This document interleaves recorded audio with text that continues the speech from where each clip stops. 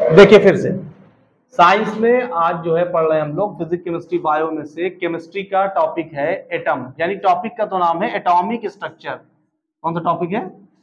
Atomic structure, है ना। Atom की स्ट्रक्चर होती कैसे है ये सभी जान रहे हैं कि जितनी भी चीजें हैं किससे बनी है? स्मॉल पार्टिकल से, छोटे छोटे पार्टिकल से ना, सूक्ष्म कणों से। हिंदी में कहते हैं स्मॉल पार्टिकल्स को सूक्ष्म कणों से मिलकर बने हुए हैं, जिनसे एटम बनता है। एटम में हमने कहा एटम और एलिमेंट क्या है? एक ही चीज है, नाम अलग अलग है। ठीक है, तो एटम्स में हाइड्रोजन, हीलियम, लिथियम, बेरिलियम, ये सभी जो हम पढ़ रहे हैं ये सब क्या है? यही तो एलिमेंट्स हैं, यही तो एटम्स हैं। लेकिन हमने कहा एलिमेंट्स अगर अपना ग्रुप बना दे तो एलिमेंट्स के ग्रुप को क्या कहेंगे? कंपाउंड कहेंगे। अब ग्रुप के लिए ये नहीं कि बहुत से एलिमेंट हो, एक से ज्यादा, यानी दो या दो से अधिक, दो या दो से ज्यादा, 2 आर मोर देन 2। बैठ जाओ, तुम क्यों अपनी हरकत कर रहे हो? उसका मुंह देख रहे हो। 2 आर मोर देन 2 एलिमेंट्स, उनका जब ग्रुप बनेगा तो कंपाउंड कहेंगे, जिनको यौगिक कहते हैं। जैसे H2O क्या है? एक कंपाउंड है, एक यौगिक है। इसमें Na क्या है? एलिमेंट है, यानी एटम है। क्लोरीन क्या है? एलिमेंट है। लेकिन NaCl को एलिमेंट कह सकते हैं? इसको क्या कहेंगे? कंपाउंड कहेंगे। हाई स्कूल का चैप्टर फर्स्ट यही है, chemical reaction and equation. Chapter का नाम यही है। केमिकल रिएक्शन क्या है भाई? दो एलिमेंट्स आपस में मिल करके एक रिएक्ट कर रहे हैं ना, तो रिएक्शन यही तो हुआ।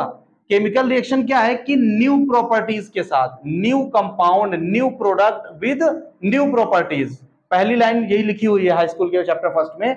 अब जिस चीज को प्रैक्टिकल के लिए ले रहे हैं वो, और जो बन के तैयार हो रहा है वो, हमने एक्सपेरिमेंट के लिए सोडियम और क्लोरीन लिया है। सोडियम और क्लोरीन क्या है यहां पर? इसको कहेंगे रिएक्टेंट। क्या कहेंगे?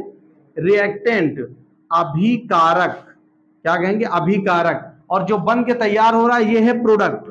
ये है प्रोडक्ट, यानी उत्पाद, है ना। किस चीज का प्रोडक्शन हुआ है, उत्पादन हुआ है।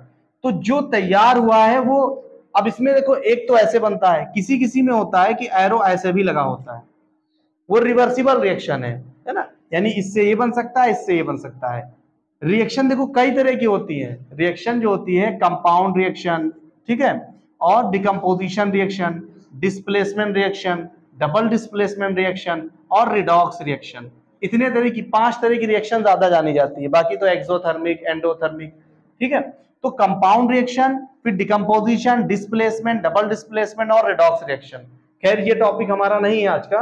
आज का जो टॉपिक है वो हम पहले बता दें, इसको कुछ साफ करने के लिए 1 मिनट। ठीक है, अब जो मेन टॉपिक है वो समझिए। टॉपिक हमारा है एटॉमिक स्ट्रक्चर ना। थोड़ा समझ लेते हैं कि एटॉमिक स्ट्रक्चर है क्या। देखो, मान लेते हैं कि ये एक एटम की स्ट्रक्चर है। ये क्या है? एक एटम है। अब इसका कुछ भी नाम हो सकता है, हाइड्रोजन हो सकता है, helium, lithium, beryllium, boron, carbon, nitrogen, oxygen, fluorine, sodium, है ना। फ्लोरीन के बाद neon, sodium, magnesium, aluminium. Aluminium मतलब 13। अब आप ये बताइए, जब हमने कहा ऑक्सीजन तो एटॉमिक नंबर क्या याद आया? 8। 8 का क्या मतलब है? यहाँ पर ऑक्सीजन का एटॉमिक नंबर 8 है। इसका क्या मतलब है? इसके अंदर 8 एटम्स हैं, ये तो मतलब हुआ। इसके अंदर 8 क्या है? एटम्स हैं। और इसका क्या मतलब हुआ?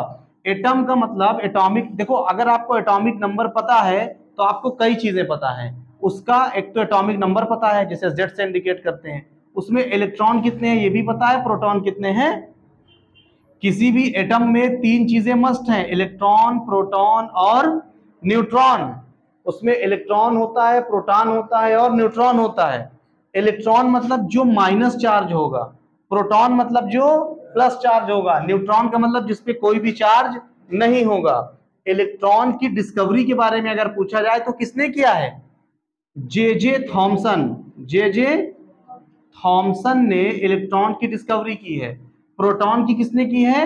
रदरफोर्ड ने। रदरफोर्ड ने प्रोटॉन की खोज की है। और न्यूट्रॉन की है जेम्स चैडविक ने। क्लियर? क्लियर हो गई? हिंदी में देखो लिखते हैं, इलेक्ट्रॉन की खोज किसने की है? थॉमसन ने। प्रोटॉन की खोज रदरफोर्ड ने। न्यूट्रॉन की खोज चैडविक ने। ठीक है, शॉर्टकट बन गया ना। इलेक्ट्रॉन की खोज, भाई ईटा लिख दिए तो क्या बन गया? इलेक्ट्रॉन की खोज थॉमसन ने, प्रोटॉन की खोज रदरफोर्ड ने, न्यूट्रॉन की खोज चैडविक ने। क्लियर हो गया कि नहीं क्लियर हो गया? अब आइए एटॉमिक स्ट्रक्चर समझिए। एटॉमिक स्ट्रक्चर में इलेक्ट्रॉन, प्रोटॉन, न्यूट्रॉन तीनों होते हैं ना। लेकिन कहां पर होते हैं? जो एटॉमिक स्ट्रक्चर का बिल्कुल सेंटर भाग होता है उसे न्यूक्लियस कहते हैं। क्या कहते हैं? न्यूक्लियस। हिंदी में कहेंगे नाभिक, नाभिक कहते हैं। अब नाभिक में पाया क्या जाएगा? नाभिक में क्या पाया जाएगा? इलेक्ट्रॉन, प्रोटॉन या न्यूट्रॉन? प्रोटॉन और न्यूट्रॉन कहां पाए जाएंगे? प्रोटॉन और न्यूट्रॉन इसके न्यूक्लियस में पाए जाएंगे। प्रोटॉन पे प्लस है, न्यूट्रॉन पे कुछ नहीं है।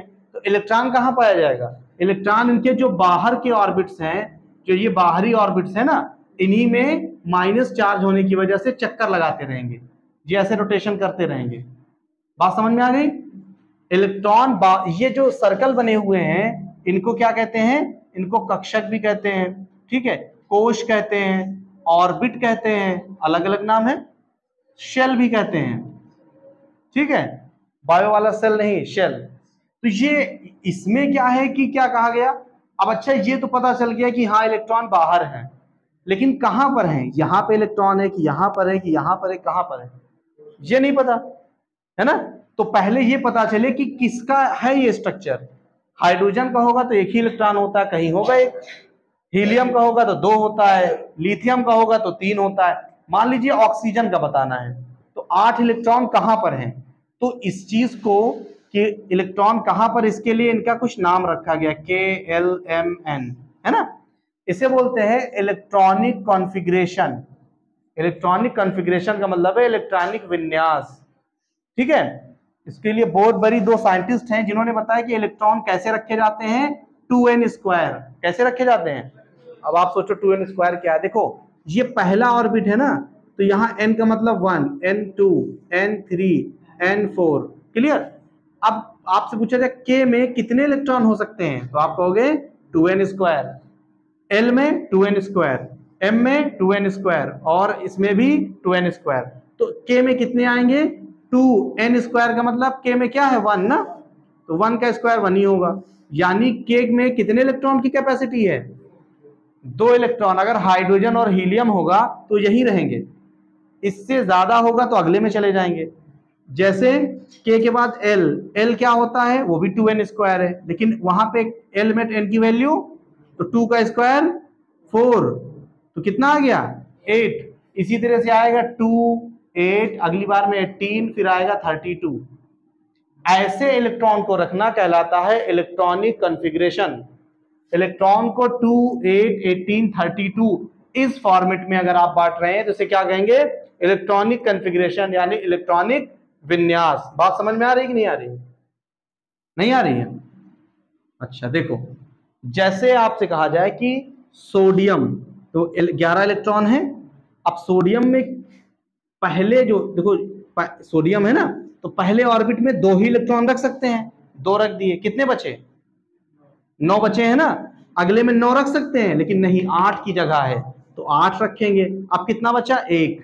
ऐसे, यानी यहाँ पे 2 होगा, फिर 8 होगा, फिर 1 होगा, ठीक। इससे एक चीज और पता चल जाती है, जो मेंडलीफ ने पीरियोडिक टेबल बनाई है, केमिस्ट्री में एक पीरियोडिक टेबल है ना, उसमें ऊपर से नीचे जो लाइन आती है उसे कहते हैं ग्रुप, है ना, ग्रुप कहते हैं, वर्ग।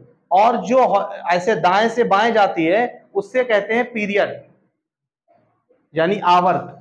तो सोडियम पीरियोडिक टेबल में कहां पर है? पहले ग्रुप में कि दूसरे ग्रुप में कि तीसरे ग्रुप में? अब ऐसे मान लीजिए, चलो आपने कह दिया कि पहले ग्रुप में, तो पहला ग्रुप तो इस तरह है ना, यहां पर भी कुछ है, हर जगह है, इसमें से कहां पर है सोडियम? तो आप देखेंगे जो सबसे आखिरी में नंबर आएगा ये उसके ग्रुप का नंबर है, यानी सोडियम कहां होगा? पहले ग्रुप में होगा। इसका मतलब इसके ऊपर कौन होगा फिर? जिसके आखिरी में 1 आ रहा होगा, यानी हाइड्रोजन, उसी के आखिरी में तो 1 आएगा।